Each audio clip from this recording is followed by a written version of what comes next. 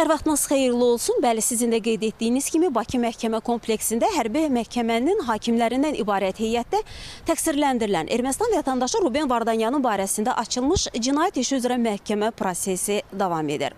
Ruben Vardanyan Azərbaycan Respublikası Cinayət Məcəlləsinin çoxsaylı maddələri, o cümlədən sülh və insanlıq əleyhinə cinayətlər, müharibə cinayətləri, terrorçuluq, terrorçuluğun maliyyələşdirilməsi, muzulluq və digər maddələrlə təqsirli bilinir. Açıq keçən məhkəmə prosesində Ermənistan dövləti, onun vəzifəli şəxsləri, silahlı qüvvələrini Azərbaycana qarşı təcavüzkar müharibə aparmaqdan ötürü yaratdığı cinayətkar dəstə. Həmin dəstəyə Ruben Vardanyan da qoşulduqdan sonra Azərbaycana və xalqımıza qarşı törədilmiş çoxsaylı cinayət əməlləri məhkəmənin açıq keçən iclasında araşdırılır. Ruben Vardanyan hələ ki məhkəmədə ifadə verməkdən imtina edir, dövlət ittihamçıların, prokurorların da suallarını cavablandırmaqdan imtina edir. Amma hər demək olar ki, məhkəmə prosesində Ruben Vardanyan vəsadətlər təqdim edir, vəsadətlər qaldırır.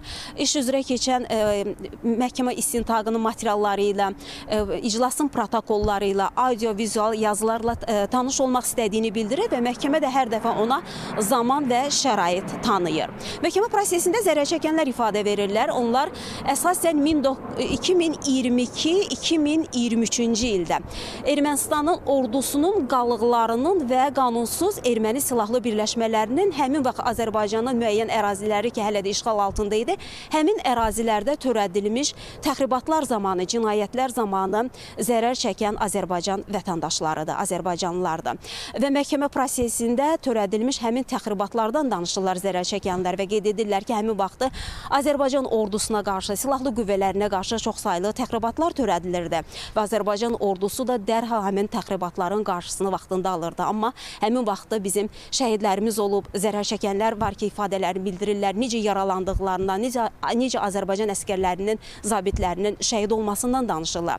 Məhkəmə prosesində həm də Ermənistan Azərbaycana qarşı həyata keçirdiyi mina terrorundan əziyyət çəkənlər ifadə verirlər. Onlar ifadələrində qeyd edirlər ki, əsasən də məhkəmə prosesində qeyd olunur ki, hələ o zamanlar ki, Azərbaycanın əraziləri müəyyən hissəsi işğal altında idi. 2020-ci ildən sonra Laçın yolu ilə ölkəmizin ərazilərinə çoxlu sayda minalar gətirilərək onlar Azərbaycan ərazilərində bastırılıblar ki, və həmin minadan da zərər çəkənlərin böyük bir hissəsi mülki vətəndaşlardır.